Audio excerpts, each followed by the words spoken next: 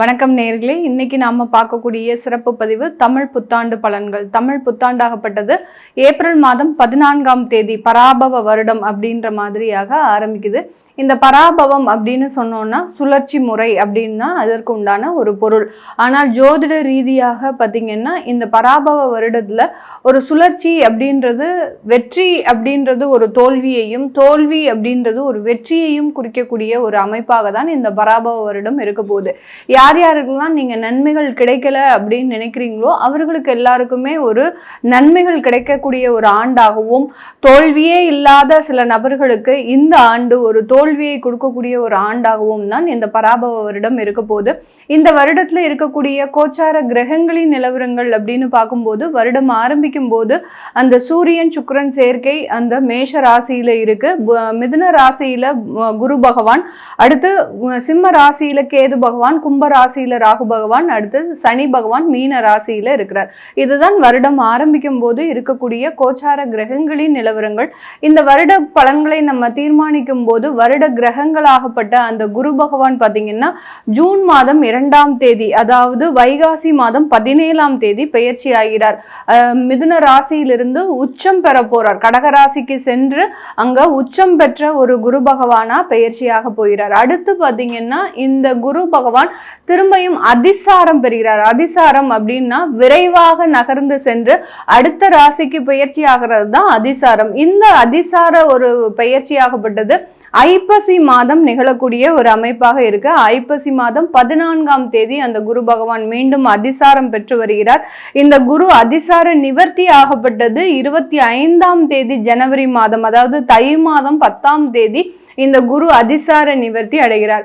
இதுதான் இந்த இடத்துல இருக்கக்கூடிய ஒரு முக்கியமான கிரகங்களின் பெயர்ச்சி. அடுத்து ராகு கேது அப்படின்னு சொல்லக்கூடிய அந்த நிழல் கிரகங்களாகப்பட்ட அந்த சர்ப்ப கிரகங்களின் பெயர்ச்சியாகப்பட்டது கார்த்திகை மாதம் 19ஆம் தேதி, அதாவது டிசம்பர் மாதம் 6ஆம் தேதி அந்த கேது பகவான் சிம்ம ராசியிலிருந்து கடக ராசிக்கும், ராகு பகவான் கும்ப ராசியிலிருந்து மகர ராசிக்கும் பெயர்ச்சியாகி வருகிறார். இது வக்ர கிரகங்கள் அப்படின்றதுனால அது ரிவர்ஸ்ல தான் எப்போதுமே இதனுடைய சுழற்சி இருக்கும். சனி பகவான் இந்த தமிழ் வருடத்துல பராபவ வருடத்துல மீன ராசியில இருந்து வக்ரம் அடைகிறார். எப்போ வக்ரம் அடைகிறார் சனி பகவான் அப்படின்னு பார்க்கும்போது கார்த்திகை மாதம் 24ஆம் தேதி, அதாவது டிசம்பர் மாதம் 11ஆம் தேதி வக்ரம் அடைகிறார்.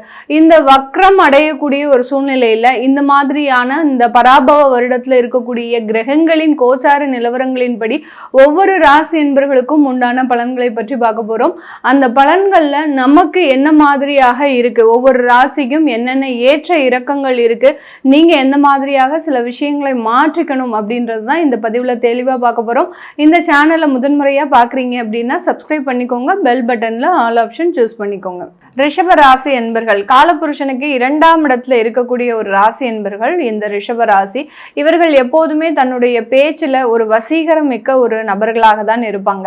காலபுருஷனுக்கு வாக்குஸ்தானத்துல இருக்கிறதுனால இந்த பேச்சுல ஒரு வசீகரம் அப்படின்றது அதிகப்படியாக இருக்கும். ராசிக்கு அதிபதி அந்த சுக்கிரன் அப்படின்றதுனால இவர்களினுடைய உடல், அடுத்து உடை பாவனைகளை அதிகப்படியாக வெளி தோற்றத்திற்கு அதிகமாக அழகாக மாற்றிக்கொள்பவர்கள். வீட்டுல எப்படி இருந்தாலும் பரவாயில்ல, அடுத்து வெளியில போகும்போது நம்ம 4 பேர் மதிக்கிற மாதிரி இருக்கணும் அப்படின்ற மாதிரியாக அந்த வெளி தோற்றத்துல மிகவும் ஒரு அழகை மதிக்கக்கூடியவர்கள் இந்த ரிஷபராசி என்பவர்கள். அதே மாதிரி தனிமை விரும்பிகள் அப்படின்னே சொல்லலாம். நிறைய விஷயங்களை யோசிக்கிறதுக்காக அந்த தனிமையில இருக்கக்கூடிய ஒரு நண்பர்கள்னா இந்த ரிஷபராசி என்பர்கள் தான். இந்த ரிஷபராசி என்பர்களுக்கு இந்த பராபவ வருடம் நிறைய ஒரு வாய்ப்புகளை இவர்களினுடைய வேலை ரீதியாகவும் தொழில் ரீதியாகவும் கொடுக்கறதுக்கு தயாராக இருக்கு. இந்த வேலை ரீதியாக அப்படின்னு சொல்லும் போது உங்களுடைய ஜாதக ரீதியாக ஏதாவது கெடுபலன்கள் இருக்கு அப்படின்ற பட்சத்துல உங்களுக்கு கண்டிப்பாக ஜூன்ல இருந்து ஆகஸ்ட் மாதம் இந்த மாதிரியான இடத்துலலாம் உங்களுக்கு வேலை இழப்புகள் நடந்திருக்கும். எதனால உங்களுக்கு வேலை இழப்புகள் வந்தது அப்படின்னதே தெரியாது. ஏன்னா கிட்டத்தட்ட ஒரு 5 வருடங்களுக்கு மேலாக அந்த இடத்துல நீங்க வேலை பார்த்துட்டு இருந்திருப்பீங்க. திடீர்னு இருந்தாப்புல உங்களை வேலையை விட்டு தூக்கக்கூடிய ஒரு தன்மை, இல்லை உங்களுக்குன்னு ப்ராஜெக்ட் இல்லாம ஒரு உங்களை அகற்றக்கூடிய ஒரு நேரம், இல்லை உங்களுக்கு பிடிக்காத இடத்துல போய் வெளியில போய் உங்களை இடமாற்றம் செய்யறது, இந்த மாதிரியாக எல்லாம் இந்த ரிஷபராசி என்பவர்களுக்கு அந்த வேலையில பயங்கரமான நெருக்கடிகள் கடந்த ஆகஸ்ட் மாதத்துல இருந்து இருந்திருக்கும். அதை எல்லாமே இந்த ஏப்ரல்ல இருந்து தீரக்கூடிய ஒரு நேரம். ரிஷபராசி என்பர்கள் எவ்வளவுக்கு எவ்வளவு அந்த வேலையில ஒரு அங்கீகாரம் கிடைக்கணும் அப்படின்னு நினைச்சீங்களோ அது எல்லாமே முழுமையாக கிடைக்கக்கூடிய ஒரு நேரம். ஏன்னா கிட்டத்தட்ட ஒரு 5 வருடங்களாக அந்த அங்கீகாரத்திற்காக தான் காத்துட்டு இருக்கிறீங்க. இந்த பராபவ வருடம் ஒரு சுழற்சி முறை வருடம் அப்படின்றதுனால இந்த காலகட்டம் உங்களுக்கு உண்டான அங்கீகாரம் கரெக்டான நேரத்துல வந்து சேரக்கூடிய ஒரு அமைப்பு அப்படின்றது இந்த ரிஷபராசி என்பர்களுக்கு இருக்கு. இந்த காலகட்டம் திருமண வாய்ப்புகள் அப்படின்றது மிக அருமையாக கிடைக்கக்கூடிய ஒரு தருணம். இந்த காலகட்டம்லாம் பார்த்தீங்கன்னா இந்த ரிஷபராசி என்பர்களுக்கு இவர்களினுடைய காதல்லாம் பார்த்தீங்கன்னா பெற்றோர்களின் சம்மதத்தோடு மிகவும் ஒரு உயர்ந்த அளவுல, அதாவது ஒரு ஸ்டேட்டஸான ஒரு திருமணம்னு சொல்லுவாங்க இல்லையா, ஒரு ஆடம்பரமான ஒரு திருமணம். இந்த மாதிரியான ஒரு திருமணத்தை யாருமே இவர்களினுடைய உறவுகள்ல பார்த்திருக்க மாட்டாங்க. இத்தனைக்கும் இந்த திருமணம் பெற்றோர்களின் சம்மதத்தோடு நடக்கக்கூடிய அந்த தருவாயினால மிகவும் ஒரு ஆனந்தமான ஒரு வாழ்க்கையை அடையக்கூடிய ஒரு நேரமாக தான் இந்த ரிஷபராசி என்பர்களுக்கு இருக்க போகுது. அதுபோக உங்களுக்கு அந்த அரேஞ்ச்டு மேரேஜ் அப்படின்றது வரன் பார்க்கக்கூடிய இடத்துல பார்த்தீங்கன்னா உங்களுக்கு மிகவும் ஒரு அற்புதமான ஒரு வரன்கள், இது வரைக்கும் நீங்க ரிஜெக்ட் பண்ணினது எல்லாமே நல்லதுக்கு தான் அப்படின்னு சொல்லக்கூடிய அளவிற்கு இந்த காலகட்டத்தில் கிடைக்கக்கூடிய வரன்கள் மிகவும் ஒரு அற்புதமான வரன்களாகவும், அந்த வரன்கள் திருமணம் ஆனதுக்கு அப்புறம் அவர்களால உங்களுக்கு ஒரு நிறைய ஒரு வாழ்க்கையில வளர்ச்சிகளும் கிடைக்கக்கூடிய ஒரு நேரமாக இருக்கும். கல்யாணம் பண்ணினதுக்கு அப்புறம் வாழ்க்கையில ஒரு சந்தோஷமா இருக்கும் அப்படின்னா இந்த ரிஷபராசி என்பர்களுக்கு தான். அதுவும் இந்த பராபவ வருடத்துல மிகவும் ஒரு அருமையாக கிடைக்கக்கூடிய ஒரு தருணம். ஏன்னா உங்களுடைய கலத்திர ஸ்தானாதிபதி அப்படின்னு சொல்லக்கூடிய அந்த செவ்வாய் பகவான் 11ஆம் இடத்துல வராரு. அதுக்கடுத்து அவர் டிரான்சிட் ஆகி அப்படியே உங்களுடைய ராசியையும் கடந்து செல்வார். அதனால அந்த கலத்திரம் அப்படின்றது உங்களுக்கு பிடித்த மாதிரி, உங்களுக்கு வாழ்க்கை துணை எப்படி அமையணும்னு நினைச்சீங்களோ அந்த மாதிரியா இருக்கக்கூடிய ஒரு தருணமாக இருக்கும். புத்திர பாக்கியம் அப்படின்றது அந்த குழந்தை பேரும் பார்த்தீங்கன்னா கண்டிப்பாக கிடைக்கும். இந்த பராபவ வருடத்துல பிறக்கக்கூடிய அந்த குழந்தை பார்த்தீங்கன்னா ஆண் குழந்தையாக இருக்கிறதுக்கு உண்டான ஒரு அமைப்பு நிறைய ரிஷபராசி என்பர்களுக்கு இருக்கு.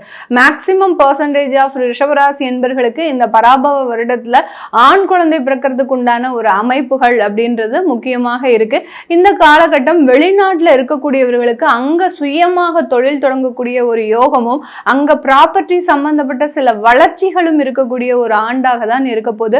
கார்த்திகை மாதத்துக்கு அப்புறம் இந்த ரிஷபராசி என்பர்கள் தன்னுடைய தொழில் ரீதியான அதிகப்படியான வாய்ப்புகளை பெறக்கூடிய ஒரு தருணம். இதுவரைக்கும் எந்த விதமான வாய்ப்புகளுமே இல்லை, நான் என்னுடைய தொழிலை கடன்கள்ல நடத்திட்டு இருக்கிறேன் அப்படின்னு சொல்லக்கூடியவர்களுக்கு இந்த காலகட்டம் அந்த தொழிலில் வாய்ப்புகளும் கடன்களில் இருந்து நிவர்த்திகளும் அடையக்கூடிய ஒரு நேரமாக இருக்கும்.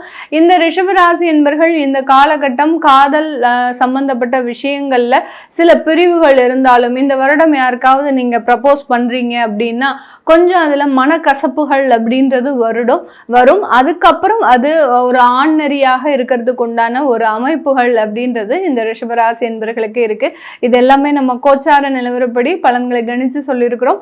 உங்களுடைய சுய ஜாதக திசாபுத்தி பலன்களை பார்க்கணும் விருப்பப்படுறவங்க கீழே இருக்கிற நம்பருக்கு அப்பாயின்மெண்ட் வாங்கிக்கிட்டு நீங்க பார்த்துக்கலாம்.